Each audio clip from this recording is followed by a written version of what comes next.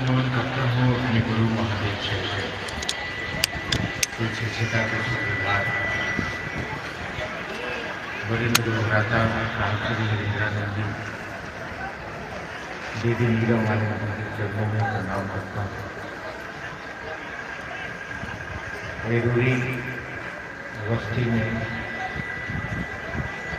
शिव शिष्यों की बैठक में उपस्थित आत्मजनों को प्रणाम करता हूँ। राम शुभ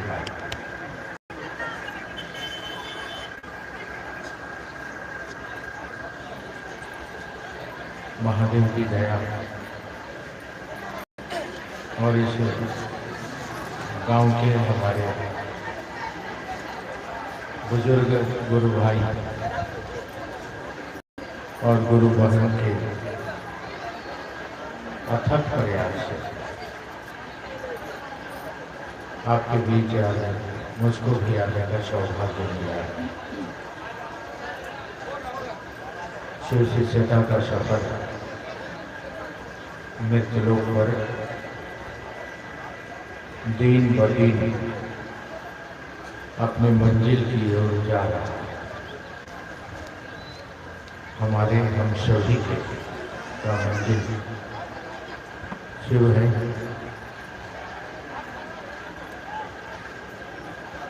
शिव ही हमारे गति है, शिव ही हमारे गंतव्य है। आज ये सौभाग्य जनमानस में हमको आपको प्राप्त हो रहा है। जब ये कार्यक्रम की शुभारंभ मृत्युलोक पर हुआ तो बड़े गुरु भाई श्री हरिंद्रानंद जी ने सोचा कि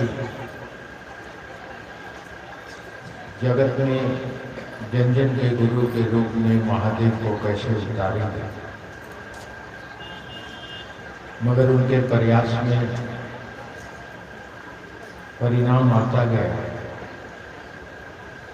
और भारतवर्ष के कोने कोने में शिव के शिष्य उपस्थित होने लगे। जैसे जैसे लोगों ने महादेव को अपना माना, वैसे वैसे उनके जीवन में महादेव की दया उतरने लगी और अब तो आदत सी हो गई है हमको आपको। महादेव के बिना कुछ भी अच्छा नहीं लगता है। एक समय था कि दुनिया अच्छा लगता था, जगत अच्छा लगता था, मगर अब महादेव की दया का प्रभाव ऐसा हो रहा है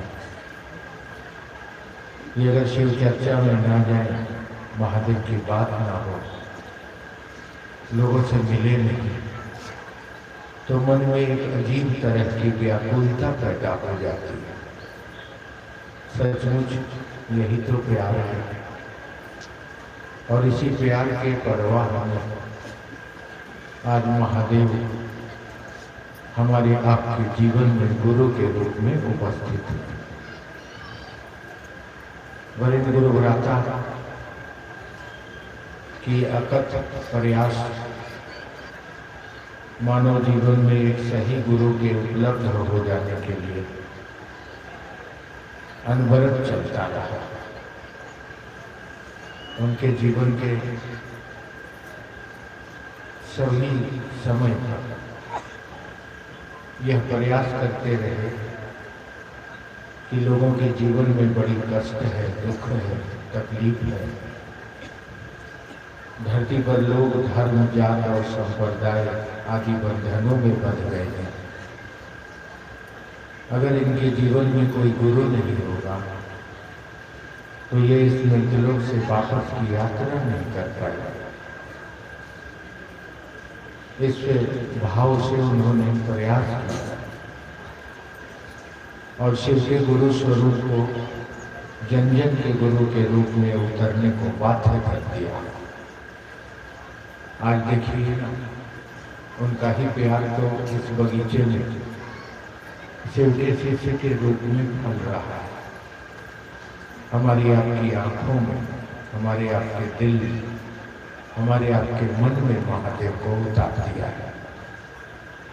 हम किसी गांव से हैं, किसी शहर से हैं, मगर हमारे मन में एक नई आशा की किरण पैदा हुई है कि कितना भी दुख हो, अजीब सहारा महसूस होता है।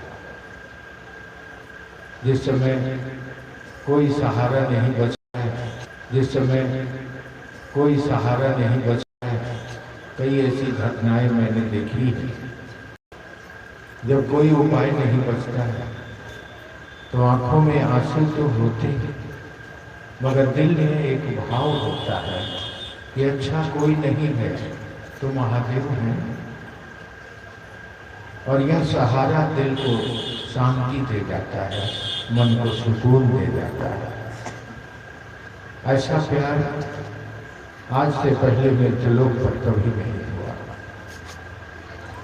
महादेव ने हरिंद्रानंद जी को कहा कि तुम गुरु हो जाओ, और ये नकार है। हमने अपने सामने कितने चमत्कार होते देखे हैं वहां। हमने कितने ऐसे लोगों को आते जाते देखा है महादेव के पास, साहब हरिंद्रानंद के पास, और फिर भी ये अपने पद से विचलित। बहुत तरह का प्रलोभन भी दिया गया, बहुत तरह की बात भी कही गई, लेकिन अपने आप को ये हरदम पीछे रखे, महादेव को आगे रखे, कभी अपने को आगे नहीं किया। किसी समय में कितना भी कुछ हो जाए, महादेव आ जाए, माँ भगवती आ जाए, माँ भगवती आती रही है उनके पास, दीदी नीलम आनंद को चूड़ी पहनाने आती रही है, दीदी को सिंदूर देने आती रही है। माँ भगवती का दिया आशीर्वाद माँ दीदी नीलम आनंद को रहा कि वो इस दुनिया से सुहागवती चली गई। ये सौभाग्य बहुत कम लोगों को मिलता है। हमारे घर में भी हमारे पिताजी पहले गए और मेरी माँ विधवा के रूप में बहुत दिन तक रही। समाज में ज़्यादा यही देखते हैं, हम लोग को देखने को मिलता है। मगर दीदी माँ को माँ भगवती का आशीर्वाद था कि तुम सदा सुहागवती रहोगी, और वह सुहागवती हम लोगों ने अपने सामने उनका अंतिम संस्कार और सौदा किया, और फिर भी इन्होंने कभी अपने को आगे नहीं लाया। महादेव के कहने के उपरांत साहब दीदी एक ऐसी सत्ता इस मृत्युलोक पर आए जिनके मन में ये बेचैनी बनी रही कि अगर महादेव इस धरती पर हैं तो अब उन्हीं को आगे आना होगा। और ये काम करते करते करते करते करते करते करते करते हमको आपको शिव का शिष्य बनाते बनाते वो इस दुनिया से चले गए। और इस दुनिया से जाने का शरीर से होता है, मन तो मरता नहीं है। उनका मन तो हम ही आप में लगा हुआ है। वो चाहते हैं कि कैसे लोगों को महादेव तक पहुंचाएं, शिव का शिष्य बनाएं। इसी चाहत में वो अनवरत लगे हैं, आज भी लगे हैं। कई बार लोगों ने कहा कि चमत्कार तो आपके घर में होता है, आप ही के कह देने से तो आज महादेव ने लोगों को अपना शिष्य बनाया, तो जो कुछ है आप ही। मगर उन्होंने कहा कि महादेव है, महादेव को पकड़ो, हम तुम्हारा मदद कर देंगे। ऐसा व्यक्ति आज तक इस मृत्युलोक पर कभी नहीं आया। जो लोग आए अपना नाम आगे किया, फोटो महादेव का लगा, लेकिन आदमी का पूजा हुआ, आदमी का पांव धोया गया, आदमी अपने आप को आगे लाया, लेकिन एक ऐसी सत्ता आई जो अपने आप को हरदम पीछे रखी और महादेव को आगे रखा। वह है हमारे वरिष्ठ गुरुवराता साहब श्री हरिद्वार। और बड़ी दुख में वो हरदम कहा करते थे कि आदमी की आदत है कि आदमी को पकड़ेगा। आज तक आदमी प्रत्यक्ष को पकड़ा, शरीर को पकड़ा, इसलिए कोई ऐसा काम नहीं करना है जिससे कि कोई आदमी को पकड़े। कोई आदमी आगे नहीं रहेगा, महादेव को आगे रखना। इसके पीछे मंशा यही रही कि महादेव जब आगे रहेंगे तो लोगों का कल्याण होगा, लोगों के जीवन के दुख महादेव की दया से कम होंगे, महादेव सबके जीवन में उतरेंगे, सबका जीवन सुंदर होगा। आदमी क्या देगा? आदमी आगे आएगा तो वो अपने स्वार्थ के लिए आएगा, धन के लिए आएगा। और बड़ी दुख में कई बार उन्होंने कहा कि महादेव को आगे रखो, हमको आगे रखने की जरूरत नहीं। महादेव की तस्वीर बैनर में लगाओ, मेरी तस्वीर मत लगाना। अगर जो ऐसा करोगे तो मेरे दुख का तुम कारण बनोगे। और आज तक हम लोगों ने इस रिश्ते को निभाया है। इतना ही नहीं, वो एक कानून बना के चले गए। शिष्यों के लिए एक कानून बनता है, परिपत्र कहा जाता है। परिपत्र में उन्होंने लिख कर दिया है कि प्रायः देखा जाता है कि शिव चर्चाओं में आदमी है ना, आदमी को पकड़ता है ना, भैया को पकड़ लेगा, दीदी को पकड़ लेगा। और आदमी तो सम्मान का भूखा होता है।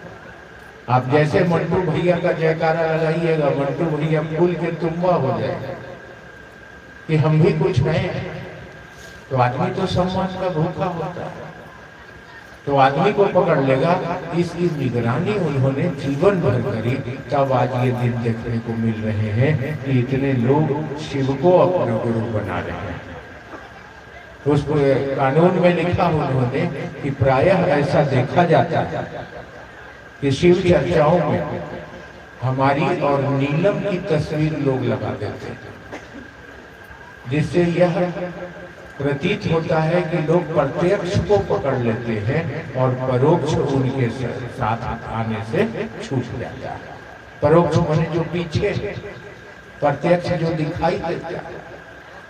इसलिए मैं हरिद्रानंद आप सभी शिव शिष्यों से कहता हूँ कि शिव चर्चाओं में, बैनर में कभी भी मेरी तस्वीर मत लगाना। अगर तुम मुझको सुख देना चाहते हो, अगर तुम मुझको खुश देखना चाहते हो, तो मेरे महादेव को आगे रखना। हम तुम्हारे लिए सब कुछ महादेव से मांग कर लाते। और जिंदगी भर कभी ऐसा नहीं किया। अपना शरीर को तो आगे किया ही नहीं, तस्वीर की तो बात ही छोड़ दी। जैसे वो चलाए हैं वैसे ही चलना होगा।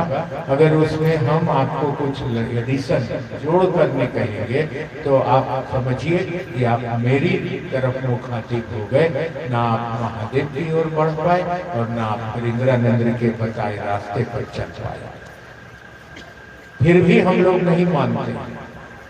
हम लोगों के घरों में उनकी तस्वीर है, हर गुरु बहन, हर गुरु भाई के घरों में तस्वीर है, और सब लोग उनकी तस्वीर रखते हैं, रखेंगे। प्यार जो उनसे करते हैं, आज वो ना होते तो ऐसी दुनिया होती क्या? जात और धर्म में मर जाते हैं हम लोग, कई जन्म लग जाता। आज ये परिवार और प्यार जो बनाया है, इसका पूरा का पूरा ऋण उधार महादेव को तो छोड़ दीजिए, हरिद्रानंद जी का हम लोग खा रहे हैं। तो उनसे तो मोहब्बत है।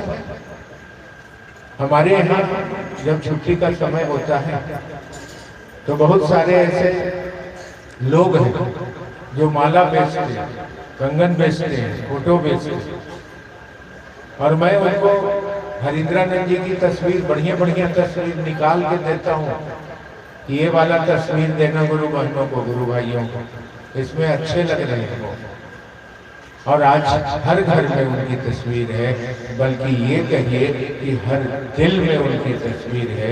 गुरु भाई बहन जब उठते हैं सुबह तो उनकी तस्वीर को मन से प्रणाम करते हैं और तब अपने जीवन की यात्रा को आगे बढ़ाते हैं। क्योंकि वो न होते तो आज महादेव तो गुरु थे, मेरे गुरु ना होते, वो ना होते तो ये प्यार, ये परिवार ना होता। कुछ लोग आपके इलाके में आते हैं और तस्वीर के बारे में न जाने क्या क्या क्या क्या बोल के जाते हैं, तस्वीर का विरोध करते हैं, फलाना करते हैं। जिसने मेरे ऐसे बच्चे को 35 साल से संवारा, सजाया, महादेव तक पहुंचाया, और मैं अपने पिता, आध्यात्मिक पिता का विरोध करूंगा? आपके गांव घरों में, एक गांव में दरवाजा खटखटा के लोगों को शिव का शिष्य बनाया, और आज मैं इतना पापी हो गया कि अपने उस बाप का विरोध करूंगा जिसने मुझको ये सौभाग्य दिया। छी, लानत है मेरे शिष्यता पर। मैं रहूं या आज ही रात में मुझको जान ले वो, अगर मैं इस स्थिति में रहूं और लोग न जाने क्या क्या क्या क्या अपना रोटी सेकने के लिए, अपना वर्चस्व बनाने के लिए। अगर ऐसा काम करना होता तो मैंने भी किया होता, लेकिन मैंने न किया है ना करो। लेकिन हकीकत तो आपसे कह के जाऊंगा, ये बैठक है, आप गुरु बहन है, गुरु भाई है। अगर हमको उनसे मोहब्बत है तभी हमको महादेव से मोहब्बत होगा। महादेव से मोहब्बत करने के लिए महादेव के चेला से भी प्रेम करना होगा, नहीं तो कैसे हो पाएंगे? तो महादेव तक हम पहुंच कैसे सकते? दिन रात उनकी साहब समझता है कि हम उनसे दूर कैसे हैं, वो हमसे दूर कैसा है, ये हरिंद्र का दिल समझता है और गुरु भाई बहनों का दिल समझता है। न हमसे दूर है न हम हो सकते, लेकिन वो जो कहेंगे वही करेंगे, वो जो नहीं कहेंगे वो नहीं करेंगे, चाहे प्राण रहे चाहे जाए। अगर हम महादेव को पकड़ना चाहते हैं तो हमको हरिंद्रानंद जी के रास्ते से गुजरना पड़ेगा। जो रास्ता उन्होंने दिया है महादेव तक चलने के लिए, उसी रास्ते से चलना पड़ेगा। हम आपको क्या रास्ता देंगे?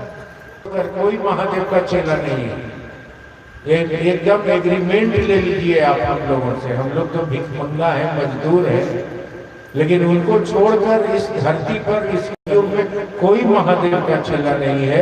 ये एग्रीमेंट हम लोग देंगे। अगर कोई साबित कर दे कि फलाना महादेव का चेला है तो मैं उसके घर में उसका बर्तन साफ करूंगा, उसका कपड़ा खींचूंगा, उसकी गुलामी करने को तैयार हो जाऊंगा। जब वह दूसरा कोई नहीं है तो हम दूसरे की बातों में आते हैं और हम अपनी शिष्यता को बाधित करते हैं। महादेव से हमारी दूरी बढ़ती चली जाती है। इतना ही नहीं किया उन्होंने, धरती पर ईश्वर शिव को प्राप्त करने के बड़ी कलिष्ठ तरीका बताए जा रहे हैं। क्योंकि हम आत्मा है, परमात्मा से मिलना ही होगा। नहीं मिलेंगे तो हमको मुक्ति, मोक्ष और सद्गति प्राप्त नहीं होगा। हम शरीर में आए हैं जरूर आदमी के, मर भी जाएंगे, शरीर छूट भी जाएगा हमारा, फिर हम 84 लाख जोनियों में भटकेंगे। क्योंकि शरीर मरने के बाद ये आत्मा यही रह जाती है। आप सोचते हैं कि ये कहीं और जाती है, कहीं नहीं जाती, ये ही रह जाती है। जैसे गुब्बारे से, बैलून बड़ा हुआ है, उसमें हवा भरा हुआ है, बैलून में छेद कर दीजिए, उससे हवा निकल जाता है, तो हवा कहीं नहीं जाता है, हवा यही फैल जाता है, बैलून पचक के फूट जाता है, बर्बाद हो जाता है। ठीक वैसे ही है हमारा आपका शरीर। हमारे शरीर के अंदर से जो हवा निकलती है, जो आत्मा निकलती है, वह आत्मा यही रह जाता है। क्योंकि उसे वापस जाने के रास्ता ही मालूम नहीं है, जाएंगे कहाँ?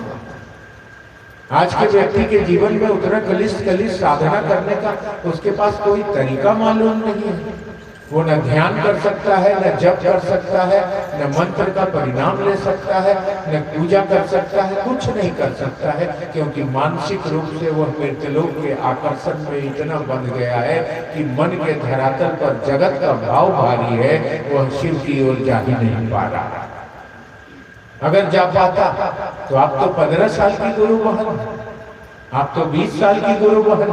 यहाँ करीब करीब लोग जो बैठे हुए हैं, अगर शिव की ओर जा पाता तो आपके और महादेव के बीच में तीसरा कौन है ये, जो हमको आपको सिखला रहा है, जो बतला रहा है, जो हमको चलने के लिए कह रहा है कि वहां जाओ यहाँ मत जाओ, हम जो कहते हैं सो करो, हम जैसा चलाते हैं वैसा चलो। कौन है ये, किसकी बात मान रहे हैं, ये कहाँ ले जा रहे हैं हमको?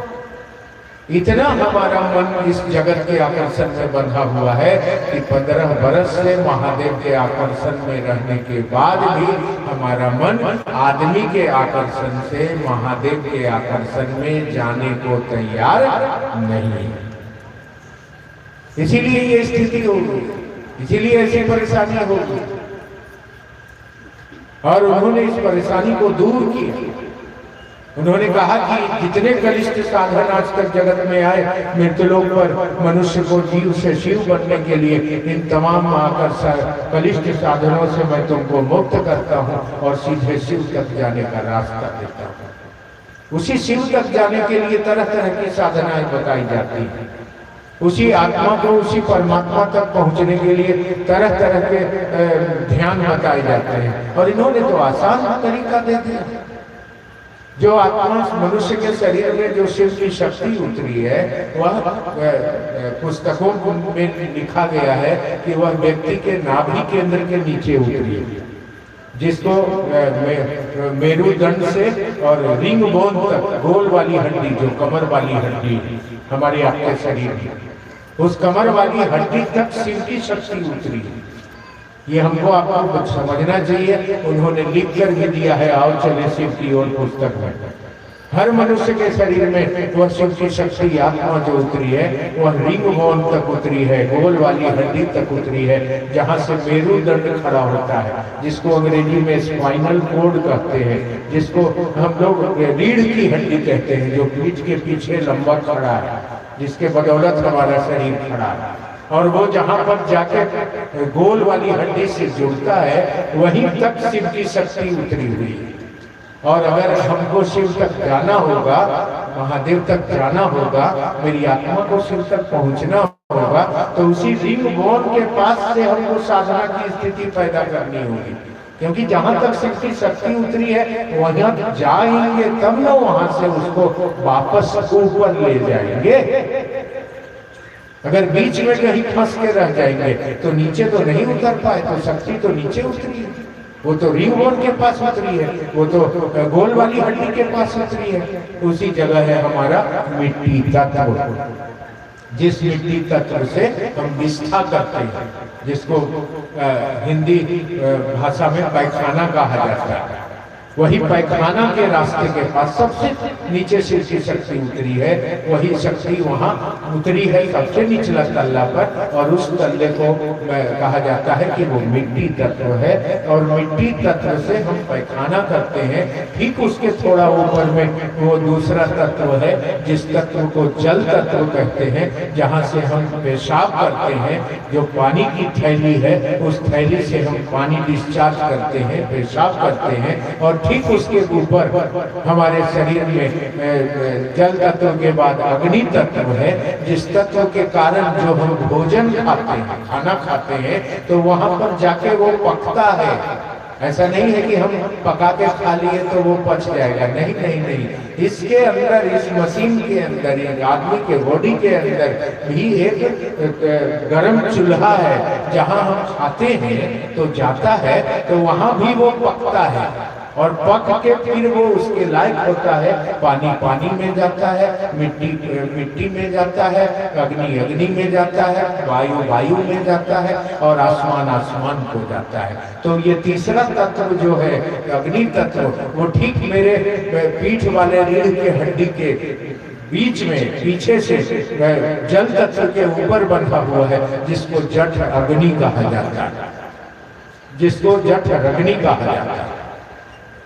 उसके ठीक ऊपर में हमारे शरीर में प्राणवायु कहा जाता है ना, 5 तत्व से बने ही शरीरा, क्षिति जल पावक गगन समीरा। ये 5 तत्व से सब हमारा आपका सबका मशीन बना है, सबका शरीर बना है। वो नहीं जानता है कि तुम कौन जात के हो, उसको मालूम नहीं है कि तुम किस धर्म के हो, क्या खाते पीते हो, उसको लेना देना नहीं। वो तो आदमी का बॉडी बनाता है, शरीर बनाता है, और इस शरीर में कहाँ है वो 5 तत्व, इसकी व्याख्या उन्होंने की है, वो मैं आपको बता रहा हूँ। तो 3 तत्व हो गया। चौथा तत्व है प्राण, वायु। वायु तत्व हमारे शरीर में है, जहाँ ये हार्ट बीट रहता है, जो धड़कन है, जहाँ धक धक धक धक धक धक करता रहता है, वहाँ ये प्राण वायु है, हवा है। और उसके ऊपर, कंठ के ऊपर हमारा आसमान तत्व है, जिसको सहस्त्रार्थ कहा जाता है, जो मनुष्य के खोपड़ी के अंदर निवास करता है, ऊपर में रहता है। ऐसे ये 5 तत्व इस पूरे आदमी के शरीर रूपी मशीन में उतरे हुए हैं। अब जब हमको वापस शिव तक जाना है, तो सबसे निचले तत्व के पास जाएंगे, उसको समेटेंगे, तब न उसको लेके आसमान तत्व पर जाएंगे। यही है क्रिया विधि, ध्यान विधि, जप विधि। इन्हीं विधियों से आज तक मृतलोक पर लोग से वहां से ऊपर अपनी यात्रा शुरू किए।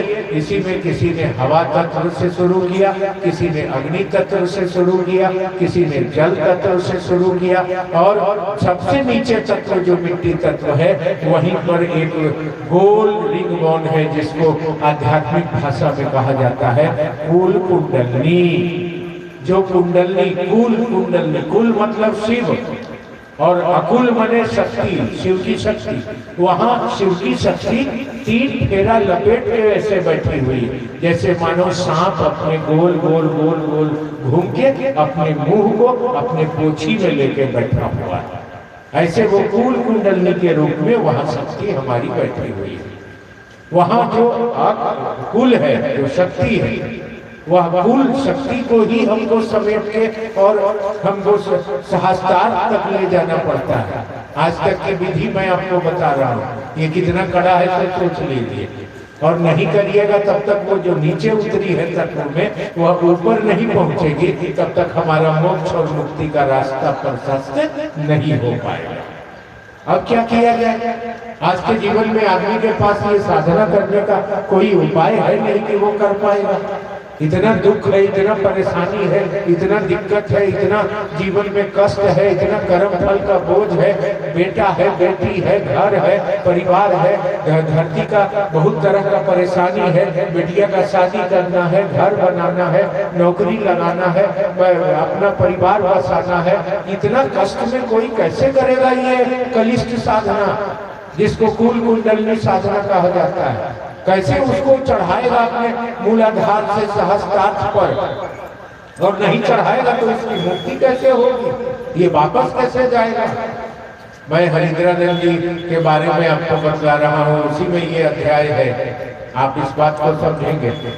अब इन्होंने देखा कि कोई उपाय नहीं है। जो आते हैं कहते हैं कान बंद करो, आंख बंद करो, नाक बंद करो, ऊपर चढ़ाओ, नीचे उतारो।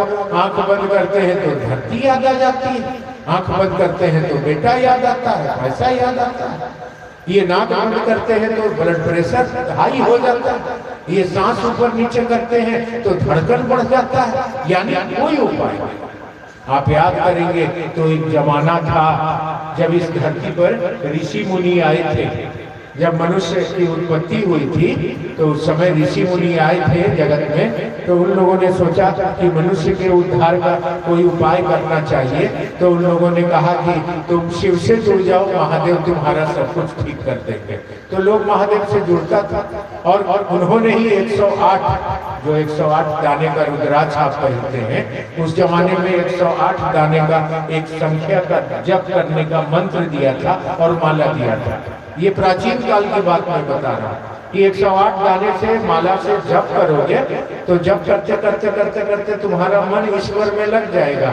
एक जप करता है, एक जप का मंत्र है, और एक जप मंत्र के देवता है। ये तीनों एक साथ। उस समय इतना दिक्कत नहीं था, उस समय इतना पॉल्यूशन नहीं था, उस समय इतना जगत के मानसिकता में आदमी नहीं था, तो उसको परिणाम आ जाते थे। ये 108 माला है, 27 नक्षत्र और 4 दिशाओं में गुना करके, और यही माला दे दिया गया पूरे भारत में। पूरी लो इसका जप करना, तुम अपने देवता से जोड़ना, ये जप करोगे तो तुम इस जप को करके ईश्वर को प्राप्त कर लोगे और तुम्हारा दुख खत्म हो जाएगा। फिर कुछ दिन के बाद लोगों ने देखा कि अरे भीड़ तो बहुत बढ़ गई, आदमी तो बहुत बढ़ गए, अब ये जब करता है, जब करने से तो इसका सोल्यूशन हो नहीं रहा, इसका दुख का समाधान हो नहीं रहा। तब ऋषि मुनियों ने कहा कि अब फिर हम लोगों को जगत के कल्याण के लिए कोई उपाय करना होगा, और तब उन लोगों ने कल्याण किया, कल्याण का उपाय दिया। उपाय क्या दिया? कहा कि ये जो 108 संख्या हम लोगों ने बनाया है, अब इस 108 संख्या को हम गुणनफल करके निकाले हैं, अब इसको हम भाग्यफल करके निकाल के देंगे, तो जो भाग्यफल निकालेंगे आएगा वह अंक इस पूरे संसार के लोगों का कल्याण करेगा। बात को समझने की कोशिश करेंगे, ये बड़ा ही गूढ़ रहस्य है जो आज वरिष्ठ गुरु भ्राता की इच्छा से हमारे आपके बीच खुल रहा है। तो उन्होंने कहा कि ठीक है, ऋषि मुनियों ने कहा कि ठीक है, हम 112 को अब तोड़े हैं तो इसको फिर हम योग फल में, भाग्य फल में बदलते हैं। तो कहा कैसे बदलोगे? तो 108 को ये 9 से भागा दे दिया। 9 क्या है? अभी मैंने आपको बताया 5 तत्व जो सृष्टि में लगे हैं, 5 तत्व हैं, और जोड़ 3 गुण है। गुण क्या? जो बंधन जो आदमी को बांधता है, वो हिंदू हो, मुसलमान हो, सिख हो, ईसाई हो, हरिजन हो, शूद्र हो, वैश्य हो, क्षत्रिय हो, कुछ भी हो, ये नाम आप देते हैं। ईश्वर नाम नहीं देता है, ईश्वर धर्म और जात नहीं बनाता है, ईश्वर तो मानव बनाता है। तो उसने 3 बंधन लगाए हैं इस पूरे ही संसार में। ये बंधन क्या है? रजोगुण, तमोगुण और सतोगुण, ये 3 बंधन लगाए हैं, इसमें बांधा है, सबके मन को बांधा है। जो रजोगुणी है वो धरती पर ये सृष्टि के उत्पत्ति का कारक बनते हैं, यानी वो रज बीज ज्यादा करते हैं, इसीलिए हिंसा और बलात्कार की घटनाएं ज्यादा बढ़ती हैं। जो तमोगुणी है वो तामसी प्रवृत्ति के लोग होते हैं, क्रोध ज्यादा करते हैं, हिंसा ज्यादा करते हैं। तम मने अंधेरा, ये अंधेरा है ये दुनिया, ये कुछ नहीं है। हम अंधेरे में देखे हैं कितने ही सपने, और दिया जो जलाए तो कोई नहीं अपने, ये स्थिति है ये तमोगुणी वाले लोगों को। ये मेरा बेटा है, ये मेरा घर है, ये मेरा पैसा है, ये मेरी पत्नी है, ये मेरा दौलत है, ये मेरा जगत है, ये मेरा मेरा मेरा मेरा मेरा मेरा करते करते करते करते करते करते आदमी उसी में बंध गया। ये तमोगुण है। अरे तुम्हारा कहाँ से आया? तू तो माँ के पेट से नंगे आए हो, और इस दुनिया से नंगे ही जाओगे ना। श्मशान में एक कपड़ा भी जाएगा क्या तुम्हारे साथ? लकड़ियों के बीच में जब बेटा मुखाग्नि देगा तो होगा क्या? अगर मखमल का भी कफन दिया जाएगा तो पहले जल के राख हो जाएगा, और लकड़ियों के बीच में करोड़पति भी नंगा जलता रहेगा और भिखमंगा भी नंगा जलता रहेगा। तू नंगा आया है बंदे, तू नंगा जाएगा। ये अकाट्य सत्य है इस मिलते लोग का। लेकिन ये तमोगुण का प्रभाव इतना ज्यादा है मनुष्य के मन पर कि वो दिन रात इस संसार में मेरा है मेरा है मेरा है मेरा है मेरा है, इसी के चक्कर में वो फंसा रहता है। इस अंधकार में बांधा गया है, इस गुण में मनुष्य को बांधा गया है। अगर नहीं बांधा जाएगा तो इस जगत में वो रहेगा ही नहीं, वह तो शिव हो जाएगा। तो धरती को भोगेगा कौन? जीव भाव में फंसेगा कौन? संसार के आकर्षण में बंधेगा कौन? फिर योनियों में जाएगा कौन? फिर ये जगत के आकर्षण से तो सब मुक्त हो जाएगा। तो पहला बंधन है रजोगुण, दूसरा बंधन है तमोगुण, और तीसरा बंधन है सतोगुण। सतोगुणी जो होते हैं वो साधु प्रवृत्ति के होते हैं, वो कल्याण का भाव रखते हैं, वो दूसरों को दान देते हैं, वो भूखों को भोजन करवाते हैं, वो निर्धन को धन देते हैं, वो गरीब को कपड़ा देते हैं। ऐसे गुण रखते हैं, इनको कहा गया कि ये सतोगुणी है। तो 5 तत्व हो गया, जोड़ 3 गुण हो गया, और एक परमात्मा हो गया। वो जो ऋषि महर्षि लोगों ने कल्याण का रास्ता दिया, वो धर्म जात देख के नहीं दिया। आप इस बात को समझेंगे। वो ऊंच नीच में भेद नहीं किया, वो राजा हरिजन और वैश्य क्षत्रिय नहीं किए, उन्होंने ये 5 तत्व 3 गुण और एक परमात्मा को जोड़ा तो 5 तत्व जोड़ 3 गुण जोड़ एक परमात्मा बराबर 9 हो गया। कहा ठीक है, अब इस 9 में ही 108 को भाग दे देते। तो 108 में 9 से भागा दिया तो हो गया कितना भाग फैलाएगा? बरहनमा अठोतल से 12 आया। अब कहा उस समय में जो ऋषि मुनि आए, अब कहा कि यह जो 12 आया है, भाग्यफल आया है, यही 12 इस पूरे मृतलोक के कल्याण करने का सूत्र होगा। कहा अब इसको प्रतिष्ठित कैसे करोगे जगत में, लोगों का कल्याण कैसे होगा भाई? कहा करते। और उन लोगों ने क्या किया कि शिवलिंग के साथ साधना शुरू की। कहा जाता है परमारथ के कारण साधु ने धरा शरीर। साधु का मतलब ये नहीं है कि लूट के खाएंगे हमसे, हमको बुड़बक बनाएंगे, धरती पर ध्यान बैठेंगे हमसे, अपना सेखी बखारेंगे, प्रवचन करके 50 लाख रुपया लेके जाएंगे। ये साधु का काम नहीं है। साधु का काम है कि वो लंगा है, भिखमंगा है, लेकिन धरती का कल्याण करने के लिए आया है। ऐसे ऋषि मुनियों की बात मैं कर रहा हूँ। उन लोगों ने कहा कि ठीक है, भाग्यफल 12 आ गया है, अब इस 12 भाग्यफल का हम लोग जगत के कल्याण के लिए प्रतिष्ठित कैसे करेंगे? तो इसको उन लोगों ने कहा कि चलो एक एक शिवलिंग ले लो और शिवलिंग से हम लोग साधना करते हैं। अब उन शिवलिंग में इन लोगों ने, उन ऋषि मुनियों ने साधना करके उस शिवलिंग में भी 5 तत्व है, क्योंकि कुछ भी बनेगा उसमें 5 तत्व रहेगा ही रहेगा। उस शिवलिंग में 5 तत्व से अग्नि तत्व को प्रकट कर दिया। अपनी साधना से अग्नि तत्व को प्रकट कर दिया। अग्नि तत्व को प्रकट कर दिया अपनी साधना से, अपनी अग्नि से। जैसे उस शिवलिंग में अग्नि तत्व प्रकट हुई, अब वह शिवलिंग साधारण शिवलिंग नहीं रहा। अब उस शिवलिंग को कह दिया गया ज्योतिर्लिंग है। आप जानेंगे, आप देखेंगे तो पाएंगे कि इस पूरे धरती पर ज्योतिर्लिंग की संख्या कितनी है? 12। वही 12 ज्योतिर्लिंग अभी भी स्थापित है। कौन किसने किया? उस जमाने में ऋषि मुनियों ने किया, जो जगत का कल्याण चाहते थे, जो दुनिया का कल्याण हो ऐसा चाहते थे। बड़ी गूढ़ रहस्य है मेरी बहन, मेरे भाई। थोड़ा वक्त आपको इस बात को समझ के देना होगा कि हम चल कहाँ रहे हैं, हमको ले कौन जा रहा है और पहुंचाने वाला कौन है। तो उस समय के ऋषि मुनियों ने ये 12 ज्योतिर्लिंग की स्थापना की। 12 ज्योतिर्लिंग बन गया। अब जो लोग के जीवन में कष्ट, दुख, परेशानी, विपदा, मुसीबत ज्यादा होने लगे, जीवन में कष्ट ज्यादा होने लगा, तो ऋषि मुनियों ने कहा जाओ 12 ज्योतिर्लिंग का दर्शन करो।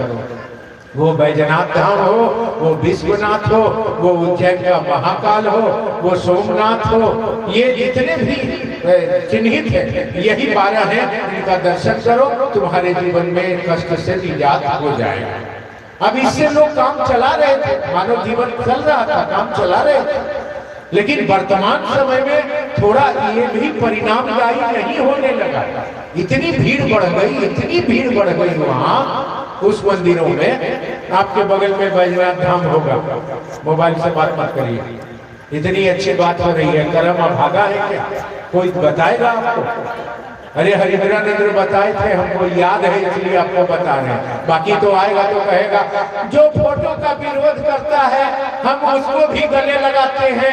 ससुरा हमरे भी खाया पला, वहीं पर पढ़ा लिखा है, वो आगे बढ़ा है। जैसा अब कह रहा है आपको कि सिलेट बिल सीट लेके घूमो, फोटो टांग के घूमो। अब फोटो यहाँ फिटो हो गया, अब कह रहा है बैनर में लगा के घूमो। तो थोड़ा सा ध्यान रखिएगा, नहीं ध्यान रखिएगा तो गड़बड़ा जाइएगा। आपका अपना यात्रा है, ये स्व यात्रा है। तो वो शिवलिंग में आप बैजनाथ धाम जाइए, वहाँ 12 ज्योतिर्लिंग का एक ज्योतिर्लिंग है। आप देखेंगे इतनी भीड़ हो गई है वहाँ, इतनी भीड़ हो गई है वहाँ कि महादेव भी अपना दरवाजा बंद कर लिए। आज भी उन्हीं का चलता है, किसी का नहीं चलता है। अब जो लोग जाता है दर्शन करने, बाहर से अर्घा लगा दिया गया है, इसी में पानी डालो भागो। तुम लोग के पास कोई श्रद्धा भाव नहीं है, आए हो खाली दिन रात धरती पैसा बेटा मेहरारू घर दौलत जगत माया। अरे कोई तो आप प्रेम भी तो दो कम से कम। कोई नहीं गया, महादेव ने दरवाजा बंद कर लिया, बाहर में लगा दिया अर्घा की, इसी में पानी डालो। सोमनाथ में आप जाएंगे तो गुजरात में सोमनाथ में आप जाएंगे तो महादेव के आगे जहाँ मेरी माँ बहन बैठी है वहीं पर रखा हुआ है बक्सा टाइप का, उसी में पानी डालो, तुम्हारा पानी महादेव पर चढ़ जाएगा, कोई महादेव के पास नहीं जाएगा। ये स्थिति इस कलयुग में भी महादेव की है। मैं आपको बताना चाह रहा हूं कि वो राजा था, राजा है और राजा रहेगा। वही है हमारा गुरु। हमारा गुरु कोई ऐरू खैरू नथु खैरू नहीं है, हमारा गुरु है देवाधिदेव महादेव। अब जब ये स्थिति हुई कि अब वहां भी भीड़ बढ़ गई, अब मनुष्य का कल्याण नहीं होने लगा, मनुष्य जानवर हो गया, मनुष्य की मानसिकता पशुवत हो गई, आदमी बिल्कुल संसार के निरह स्थिति में चल गया। अब फिर चिंता हुई वैसे ऋषियों को कि अब कुछ उपाय तो करो। तो कहा अब क्या करें? अब तो ये 27 नक्षत्र से 4 दिशाओं का गुणनफल करके 108 दिए तो कुछ दिन चला, अब वो नाकाम हो गया। अब उसके बाद हम लोग आए तो इस धरती पर जो है 109 12 से 9 से 5 तत्व 3 गुण 1 परमात्मा से 108 को भाग्य फल दिए तो 12 आया, तो 12 ज्योतिर्लिंग बना के दिए। अब कुछ दिन ये भी चला, अब आया भट्टजू, अब यह भी जो है नाकाफी हो गया। अब क्या करें? तब महादेव ने कहा कि देखो तो हरिंद्रानंद, हरिंद्र महादेव उनको हरिंद्र कहते हैं, देखो तो हरिंद्र मृत्युलोक पर क्या हो रहा है। जैसे ये मृतलोक को देखने के लिए नीचे की ओर बने वहां से शिव के पास से झांकते हैं, महादेव इशारा देते हैं कि इसको धक्का देते। महादेव है ना, उसको तो जगत बचाना है, वही है जो बचाएगा।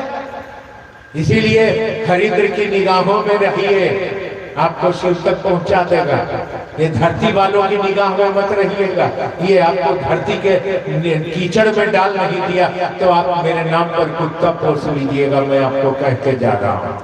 तो जैसे कहा देखो तो हरिंद्र जगत में क्या हो रहा है, क्योंकि अब कोई उपाय बचा नहीं। अब घर में ही बेटा माँ को मार रहा है, बाप की हत्या की जा रही है, कोई श्रवण कुमार नहीं है, कोई लक्ष्मण नहीं है जो अपनी भाभी का पैर का अंगूठा देखेगा, चेहरा नहीं देखा है, कोई ऐसे लोग नहीं बचे हैं जो जगत के कल्याण का भाव रखते हैं। सब लोग स्वभाव में जुड़ गए हैं, सब अपनी अपनी यात्रा के लिए चल पड़े हैं। मेरा भर जाए, दुनिया का लहर जाए, सबका उजड़ जाए, ऐसी भावनाओं से जब जगत भारी हो गया, आदमी जब जानवर हो गया, फिर उस परमपिता परमात्मा को चिंता हुई और इस चिंता में उन्होंने कहा हरिंद्र, उनके ठीक साथ में बैठने वाले, बगल में बैठने वाले यह महामानव, उन्होंने कहा हरिंद्र जरा देखो तो मृतलोक पर क्या हो रहा है। जैसे वो मृतलोक पर झांकते हैं, महादेव इशारा देते हैं अपने दूसरे गण को और इनको धक्का दे देते हैं। अब धक्का देने के बाद ये सीधा मृतलोक पर चले आते हैं कैसे?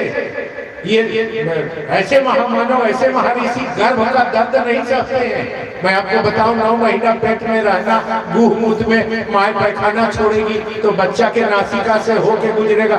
ऐसा कर्म में वो नहीं रहते जो महामानव होते हैं, जो महादेव के लोग होते हैं। वो डायरेक्ट वहां से थ्रो आउट भेजे गए और आए यहाँ धरती पर। इनके माता पिता विश्वनाथ बाबू और माँ राधा के द्वारा एक शरीर का निर्माण किया गया था जो लड़का के रूप में जन्म लिया।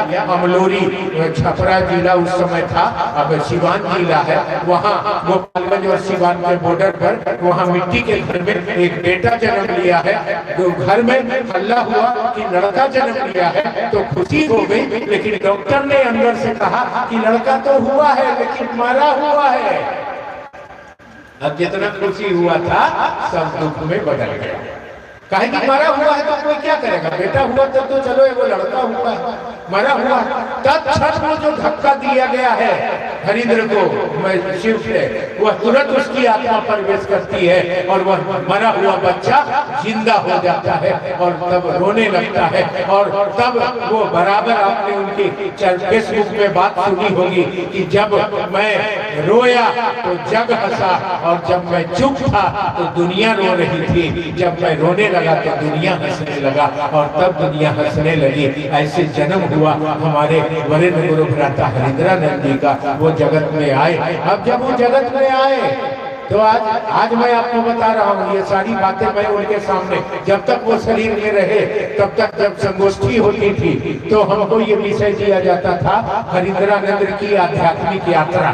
मेरे ऐसा उलूल जुलूल आदमी, नाली का कीड़ा, उसको दिया जाता है कि जी हम क्या बोलेंगे आपकी यात्रा। बोले सारे तुम ही को बोलना पड़ेगा, तुम ही को करना पड़ेगा। और उन्हीं के आशीर्वाद से, प्यार से मैं इन बातों को लोगों के बीच में रखता था।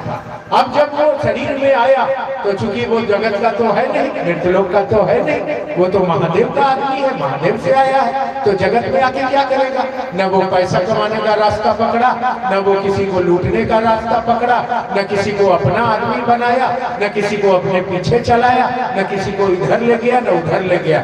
खिसियाल उसने कहा, क्रोध में उसने कहा धरती पर कि अच्छा महादेव आप हमारे साथ खेला किए हैं, मुझको इस मृतलोक पर धकेल दिए हैं, तो हम भी अब आपके साथ खेला करेंगे। और उन्होंने खेला कर दिया। धरती पर पहली बार इस मृतलोक पर यह सूचना आई कि शिव जन जन के गुरु हैं, आइए शिव को अपना गुरु बनाए।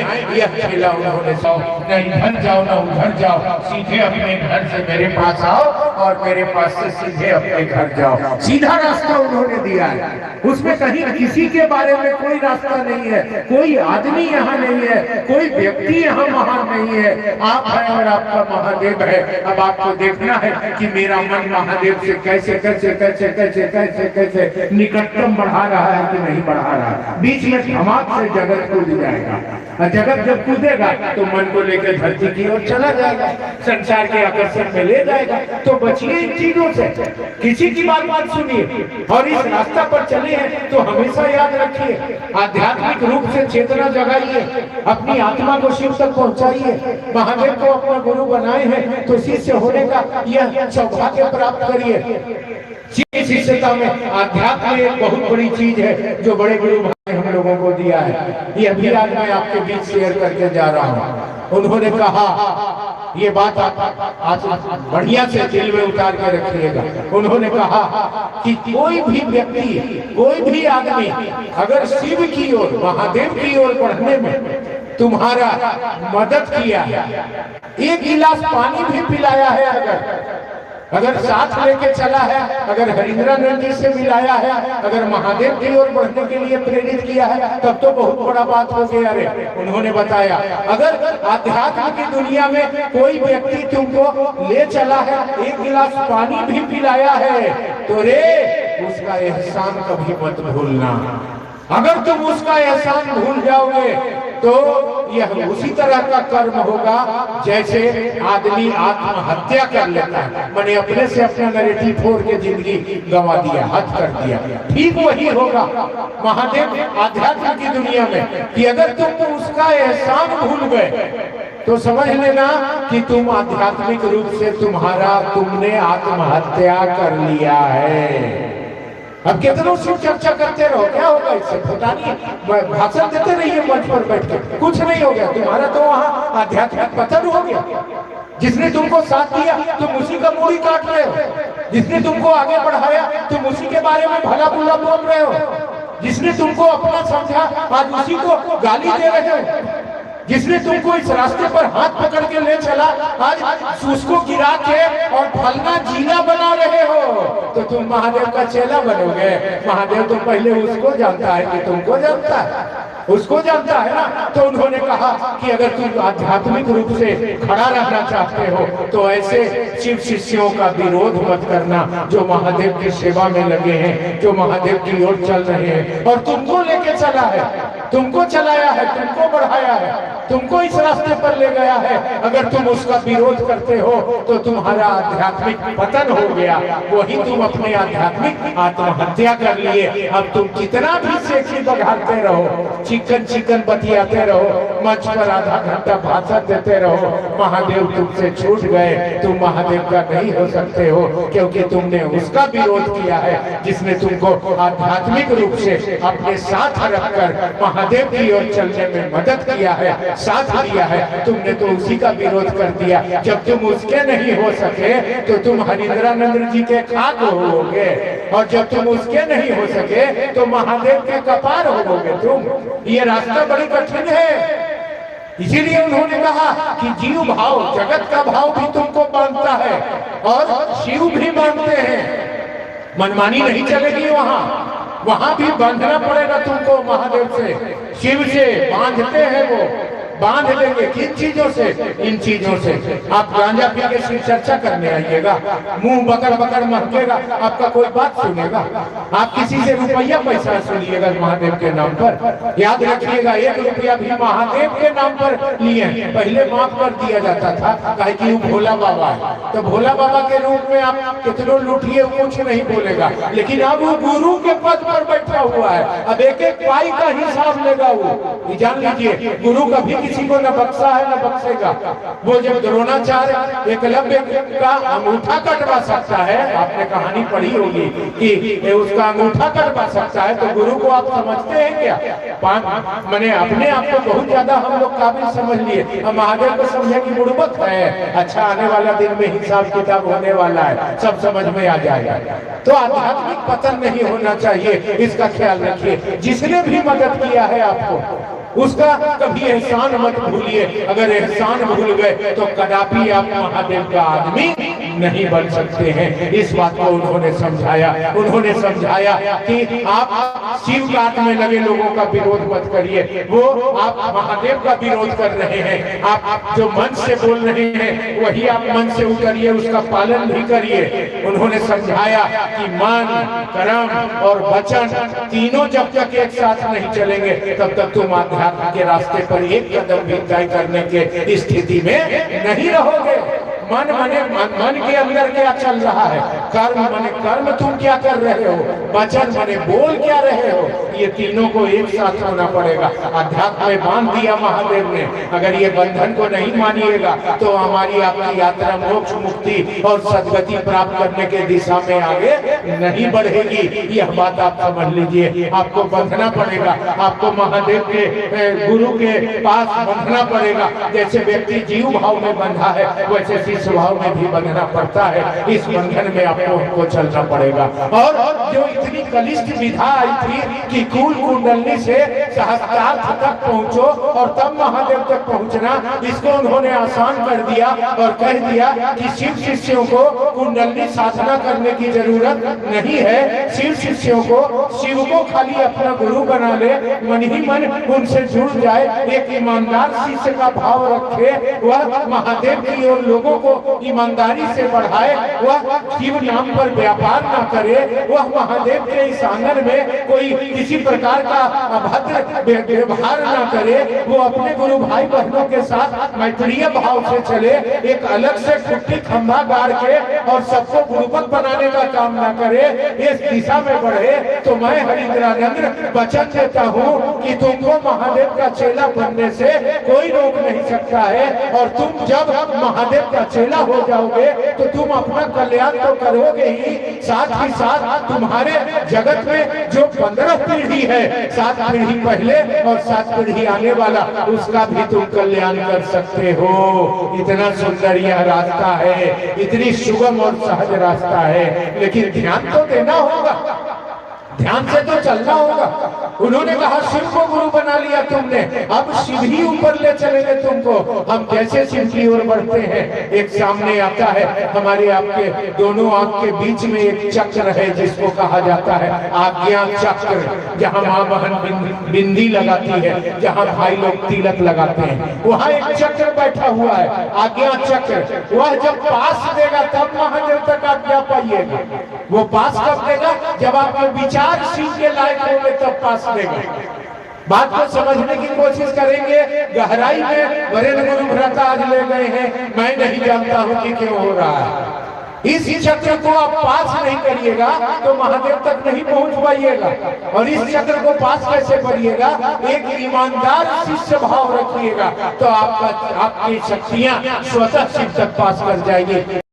चक्र पर शक्ति का निवास होता है, कहा जाता है वही का तीसरा नेत्र होता है, कहा जाता है वही शिव की शक्ति रहती है जो अग्नि के रूप में वहाँ निवास करती है। वह हमारे आपके अंदर भी है। वह तीसरा नेत्र जो है वो हमारे अंदर जो आज्ञा चक्र के रूप में बैठा है, वो ऑर्डर देता है, आदेश देता है कि इसको महादेव की तरफ जाने दो, और वो आदेश देता है कि इसको जगत की तरफ जाने दो। इसीलिए आप देखेंगे बहुत बढ़िया बढ़िया सिर्फ चर्चा करने वाले लोग भी गुरु भाई और गुरु बहन का निंदा शिकायत करने में लगे रह जाते हैं। बहुत अच्छा अच्छा शिव चर्चा करने वाले गुरु भाई बहन भी लोगों को भैया उदी के पीछे पीछे कहते हैं, भैया भी जाना होगा, दीदी भी जाना होगा, वही ऊर्जा मिलेगा तभी तुम महादेव का चेला बनोगे। अरे ससुरा सब कुछ यहाँ दे दिया, अब इसको खींच के तुम वहाँ ले जा रहे हो। ये क्यों हुआ?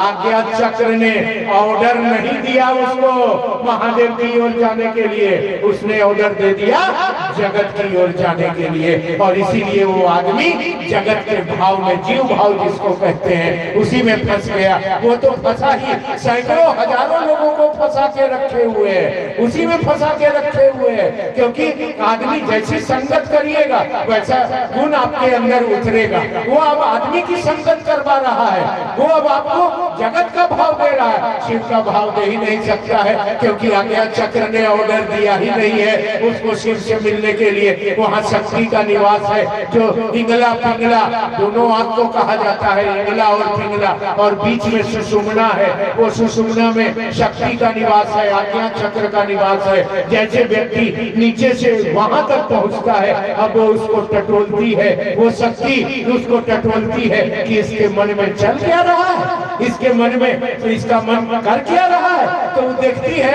अरे ससुरा इसका मन में भैया दीदी पैसा कौड़ी अमाट बमाट, उसको गिराओ इसको बजाड़ो, देखो अब घर ले लिए अब की झंडा गाड़ देवे नवादा जिला में जी, अबरी गर्दा उड़ा देवे। यही सब पकड़ा गया है इसके अंदर।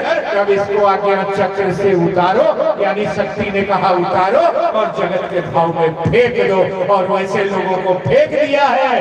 आप अपने अंदर से सच्चाई की चर्चा में जाइएगा तो देखिएगा कि लोग बकर बकर कर क्या रहा है। लोग गुरु भाई का निंदा कर रहा है। शिव चर्चा है, शिव का मंच है, गुरु भाई गुरु बहनों में तरह तरह की वैमनस्यता फैलाने का बात कर रहा है। किसी तरह आदमी के पकड़ में ये आ जाए कि उधर भी 10, 20, 50 लाख जाए, 4-5 लाख हमरो पॉकेटवा में आए, हमरो पॉकेटवा गरम रहे, ये चूल्हे भाड़ में चल जाए, इससे हमको क्या लेना देना, लेकिन मेरा पॉकेटवा गरम रहे और अगला के भी पॉकेटवा गरम हो जाए। ये शिव भाव है कि जीव भाव है? शिव भाव है, जीव भाव है। ये जीव भाव में फंसा दिया लोगों ने। और बोलता है कि मंटुआ बोलता है, बोलेगा नहीं, मेरा कंठ बंद हो गया क्या? तुम्हारे कहने से चुप हो जाएगा क्या? पूरी दुनिया में आवाज लगाते हैं और लगाते रहेंगे। हम हरिंद्रानंद का पहरेदार हैं, हम फोटो लगा के बैनर में फोकस मारने वाला बेटा नहीं है, लेकिन जो सच्चाई है वही कहेंगे। वो मेरी जिंदगी है, वो मेरी धड़कन है, वो हम सबों के जीवन का नियति है। जब जब जरूरत पड़ता है अपने आध्यात्मिक पिता से हम मदद लेते रहते हैं। अभी भी कितने गुरु भाई बहनों के लिए उनसे मदद लेते रहते हैं और लेते रहेंगे कि थोड़ी दया करिए, थोड़ी आशीर्वाद दीजिए। तो उनकी लाइन अलग है और तुम्हारी लाइन अलग होते जा रही है। इसलिए अपने आप को संभालो, नहीं तो आज्ञा चक्र से ऊपर जाने का आदेश नहीं मिलेगा। आज्ञा चक्र से ऊपर जाने का आदेश उसी को मिलेगा जो शिव को चाहता है, शिव के लिए चाहता है, शिव को अपना बनाता है, शिव के लिए करता है, शिव के लिए मरता है, शिव के लिए दर्द है, शिव के लिए तड़प है।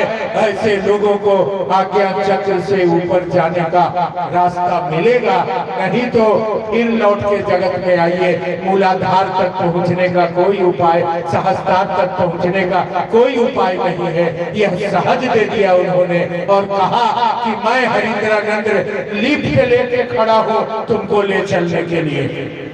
वैसे तुम सीढ़ियों से भी चढ़ सकते हो, लेकिन सीढ़ी से चढ़ोगे तो 500 तल्ला चढ़ना है। सोच लो कई जन्म में चढ़ोगे, या 1-2 तल्ला चढ़ते चढ़ते तो आगे मैया अरे पप्पा हो जाता है, अरे फेंके लगता है आदमी के। अब 500 तल्ला चढ़ना है, मतलब वो कुंडली से उठा के और शक्ति को सहस्त्रार्थ तक ले जाना है। तो तुम सीढ़ी से भी चढ़ सकते हो, कोई दिक्कत नहीं है। लेकिन मैं हरिंद्रानंद तुम्हारे लिए लिफ्ट लेके आया हूँ, लिफ्ट में बैठो, मैं लिफ्ट मैन हूँ। हमने कहा जी ऐसा न अपने काहे बोले ही, लिफ्ट मैन मैंने लिफ्ट चलाने वाला। बोला हाँ हाँ मैं लिफ्ट मैन हूँ। देखिए उस हरिंद्रानंद को कहाँ अपने आप को गिरा दिया है, कहाँ गिरा दिया है। आंखों में आंसू आ जाती है देखकर कि वह तो खुदा था, लेकिन अपनी नजर झुकाए जमीन पर बैठा रहा और तुमने उसको पहचाना नहीं वो कौन है। उसने कहा मैं लिफ्ट मैन हूँ, आओ लिफ्ट में सवारी करो। मैं लिफ्ट बंद करके सीधा 2 मिनट में तुमको शिव तक पहुंचा दूंगा। लेकिन तुम सीढ़ियों से चढ़ोगे तो कई जन्म चढ़ोगे, तब जाके पहुंचोगे कि नहीं पहुंचोगे इसका कोई अता पता नहीं है। लेकिन मैं वचन देता हूँ महादेव का चेला हरिंद्रानंद कि तुम लिफ्ट में सवार हो जाओ। मैं लिफ्ट मैन हूँ, मैं लिफ्ट लेके तुमको शिव तक पहुंचा दूंगा। इसलिए रे मेरी बहन, रे मेरी मैया, रे मेरे भैया, इधर उधर मत चलो, किसी के कहने का काम मत करो। कोई यहाँ पूर्ण नहीं है, सभी अधूरा है, सब शिव की तलाश में है। थोड़ा समझा करो, देखा करो, आगे बढ़ो, निकलो अपनी यात्रा पर।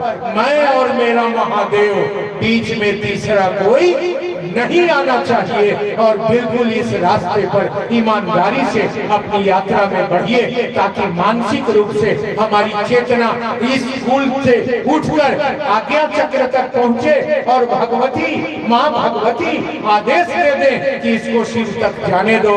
ये महादेव का आदमी है, ये साधु है, ये ईमानदार है, ये महादेव के लिए जीता है, इसको जाने दो। बस इतना सा सफर आपको पूरा करना है ताकि आप शिव तक पहुंच जाएं, महादेव आपके गुरु हो जाएं। अन्यथा इधर उधर के चक्कर में रहेंगे तो जीवस्य भोजनम। ये जगत क्या है? जीव का भोजन करता है। वो बड़ा जीव हो तो छोटा को खा जाता है। वो नहीं चाहेगा आपको महादेव का चेला बनना, वो चाहेगा कि मेरा वर्चस्व बना रहे। लोगों को ऐसे ही तोड़ा गया कह के कि तुम मंटुआ के साथ रहोगे तो मंटुआ का नाम हो जाएगा। अरे तुम आओ, तुमको हरिंद्रानंद से मिला देते हैं, तुम अपना रास्ता आगे बढ़ो, तुम्हारा नाम होगा। फंस गया ससुरा आज्ञा चक्र के नीचे के चक्कर में, और उसी को गाली दे रहा है जिसने उसको सहारा दिया है, उसी को फद बोल रहा है जिसने उसको मदद किया है। इसलिए है मेरी बहन, है मेरे भाई, इस मृतलोक पर यह सहज और सुलभ रास्ता शिव तक पहुंचने का, आत्मा को परमात्मा से जोड़ने का मिल गया। अब इससे सुलभ मार्ग इस मृतलोक पर कोई दूसरा नहीं मिल सकता है। आप कहीं रहिए, कुछ भी खाइए, किसी धर्म में रहिए, किसी जात का रहिए, किसी रूप रंग के रहिए, अपनी शिष्यता किसी को ना देना, बचा के इसे यारा रखना। आपका शिष्यता बचे, यहाँ पर आपको ध्यान देना होगा, संवेदनशील रहना होगा। मैं और मेरा महादेव हम किसी को नहीं जानते हैं। जानते हैं तो उस हरिंद्रानंद जी को जिन्होंने वहां हमला कर दिया। बस इतनी सी संवेदना आप में जगनी चाहिए। महादेव की दया आपके जीवन में उतर रहा है और गहरा उतरेगा। शरीर तो छूटेगा लेकिन हम लोग यही नहीं रह जाएंगे। हम लोग वापस अपने घर महादेव के दरबार में पहुंच जाएंगे, अपनी दुनिया में वापस हो जाएंगे। इसलिए जागो, अब सोने का वक्त नहीं है। अब बहुत कम समय बचा हुआ है, अब जाने का टाइम आ रहा है। अपना रास्ता ठीक करिए, अपनी यात्रा पर बढ़िए, शिव का शिष्य बनिए, महादेव का चेला बनिए। हरिद्र ने जो कहा है सो करिए, मत करिए मनमानी। गुरु ने बांधा है, उनके बंधन में रहने का भाव रखिए। जब बंधेंगे तब सीखेंगे, जब बंधन तोड़ के निकल जाएंगे तो जीव भाव में छोड़ देगा और इस नरक में हजारों बरस भटकते रहेंगे। न मुक्ति मिलेगी, न शिव मिलेंगे, न माया मिलेगा, न जगत मिलेगा, न संसार से वापस की यात्रा मिलेगी। यह सबसे सहज और सरल मार्ग वरेण्य गुरु भ्राता ने हम सबों को, आध्यात्मिक पिता ने पूरे जगत को दिया है। इसलिए वह दर्द में उन्होंने कहा है कि रे चलो मेरे साथ, मैं तुमको शिव तक पहुंचा दूंगा। वो खड़े हैं, वह जगत के किनारे खड़े हैं, हाथ देके खड़े हैं। कोई तो हाथ बढ़ाए ताकि उसका हाथ पकड़ के महादेव तक पहुंचा दे। तो अपना हाथ हरिंद्रानंद के हाथ में देना, अपना हाथ न मेरे हाथ में देना, न किसी व्यक्ति के हाथ में देना। अपना साथ हरिंद्रानंद के साथ देना, अपना रात महादेव के रात में साथ देना। जब तक जीना महादेव के लिए, जितना समय बचे घर का काम करके, परिवार का काम करके, महादेव के काम में भी निकलना। लोगों को सही रास्ता देना, महादेव से जोड़ना, महादेव से जुड़ना। इस गति और गंतव्य को बनाए रखना, इस रास्ते पर चलते रहना। दुनिया में बहुत कुछ आता है, हमको क्या लेना देना।